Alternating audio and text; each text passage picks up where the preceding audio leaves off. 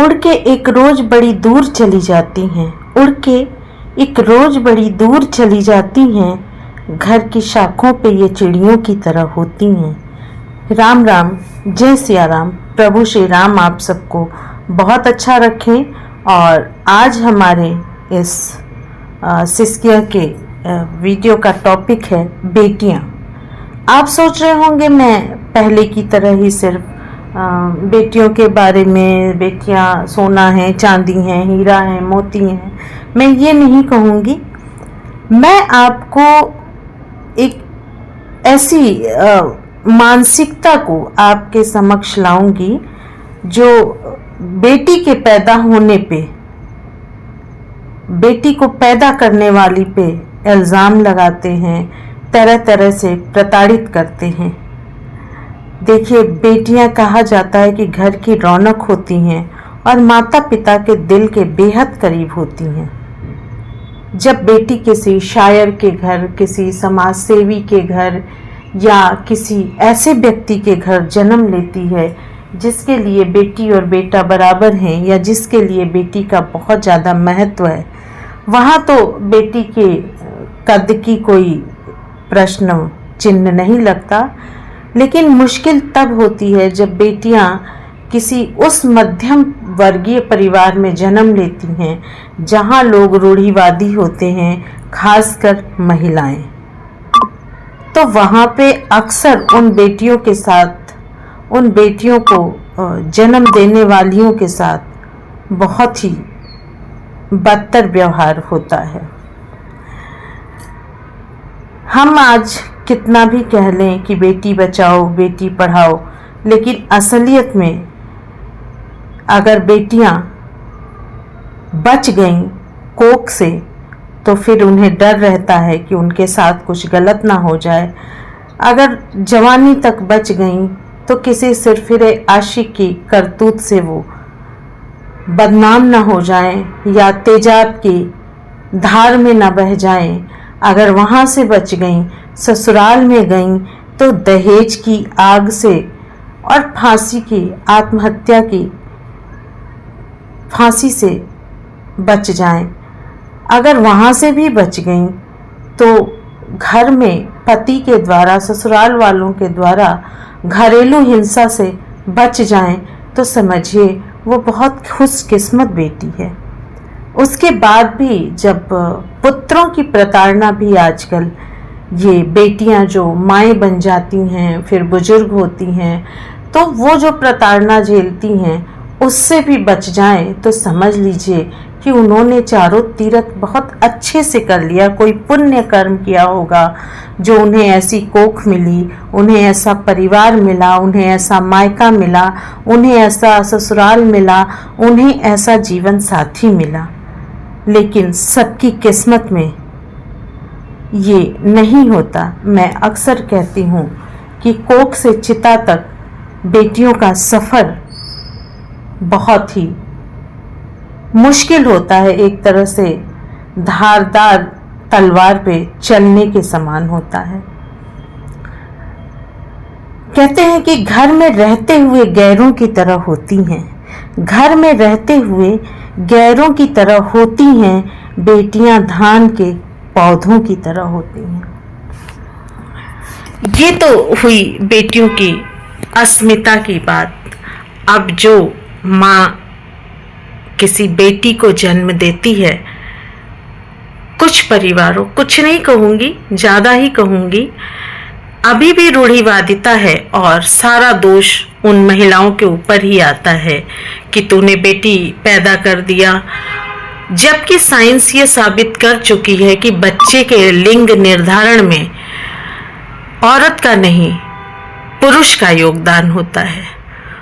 उसके बावजूद यह प्रताड़ना के स्वर दिखाई और सुनाई देते हैं।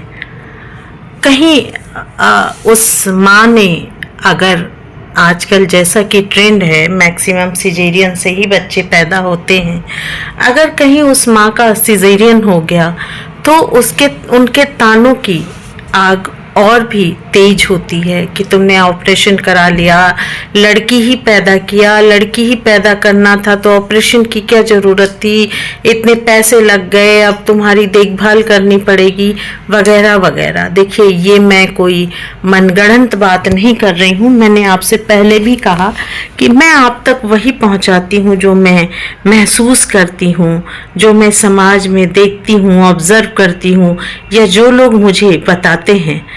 तो आज मैं इसी क्रम में एक ऐसी महिला साथी से आपको मिलाऊंगी जो आपको भली भांति बताएंगी कि बेटी को पैदा करने के बाद उनके साथ क्या व्यवहार किया गया।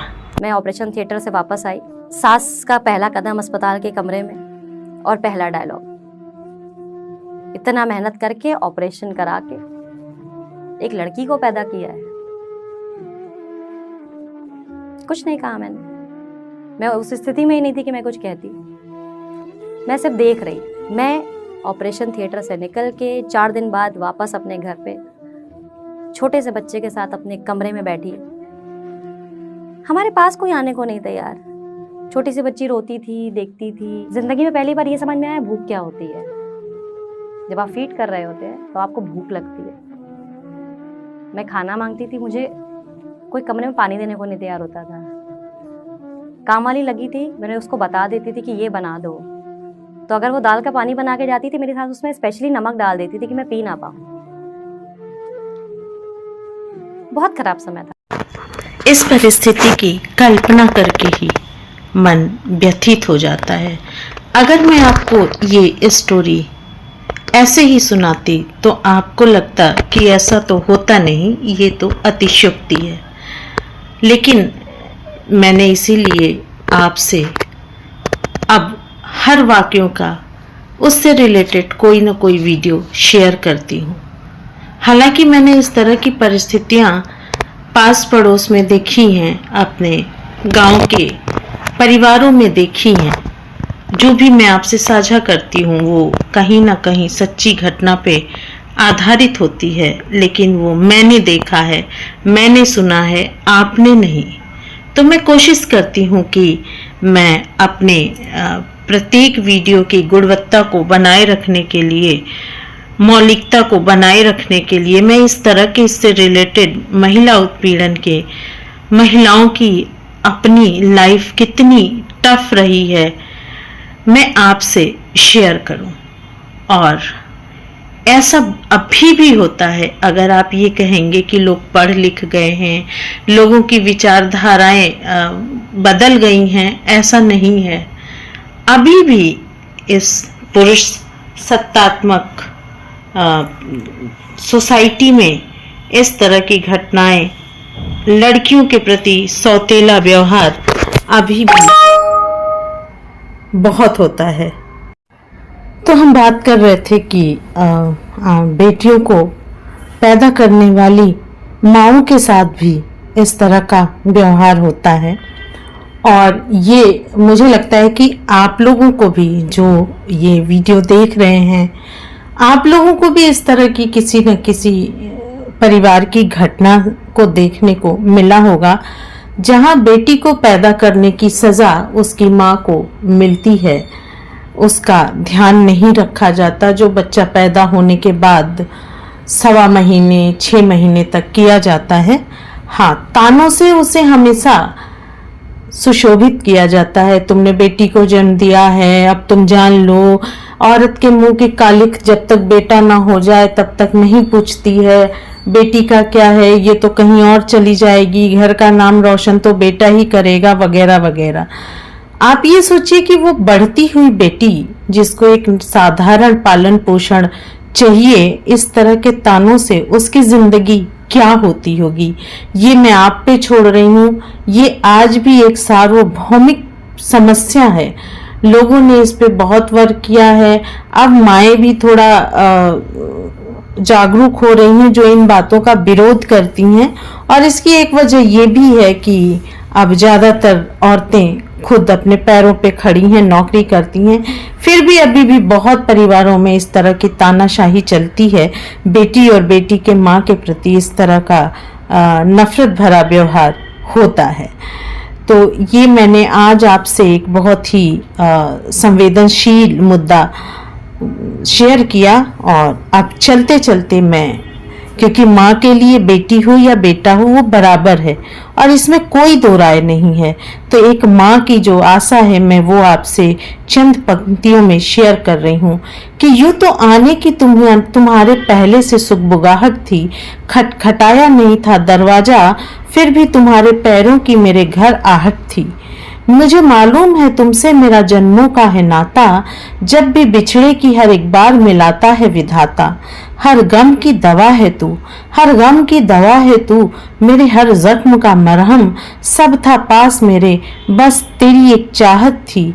यूं तो आने की तुम्हारे पहले से सुगबुगाहट थी, मैं देखूं तुझे और कभी सहलाऊं तुझे मैं देखूं तुझे और कभी सहलाऊं तुझे मैं, सब कम है तेरे आगे, क्या लाऊं तुझे मैं।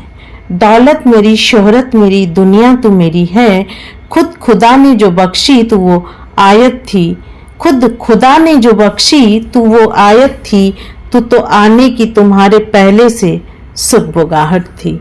तो ये एक माँ की अपने उस बेटी के प्रति, उस पुत्री के प्रति, उस बच्चे के प्रति जो किसी भी जेंडर से ऊपर है, किसी भी दुनिया के तानों से ऊपर है, तो माँ के लिए बेटी हो या बेटा हो एक ही जैसी है। और मैं आशा करती हूँ कि आगे लोग इस तरह का सौतेला व्यवहार बेटी के साथ और बेटी को पैदा करने वाली माँ के साथ कम से कम नहीं करेंगे।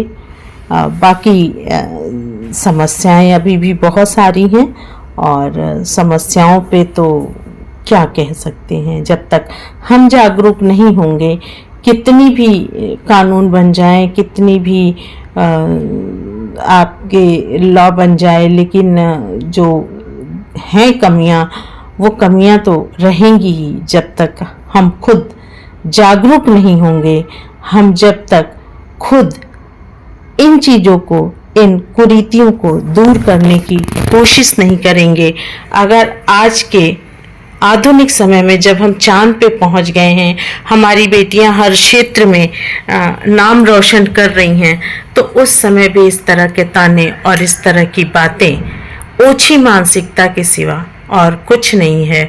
और जब तक बेटी का आप स्वागत सत्कार नहीं करेंगे, जिस तरह से नवरात्रि के में बेटी पूजन, कन्या पूजन आप करते हैं, और अगर आप बेटी को अपने घर में ताना देते हैं तो आपका कन्या पूजन ढकोसला है, आडंबर है, पाखंड है उन बेटियों के प्रति।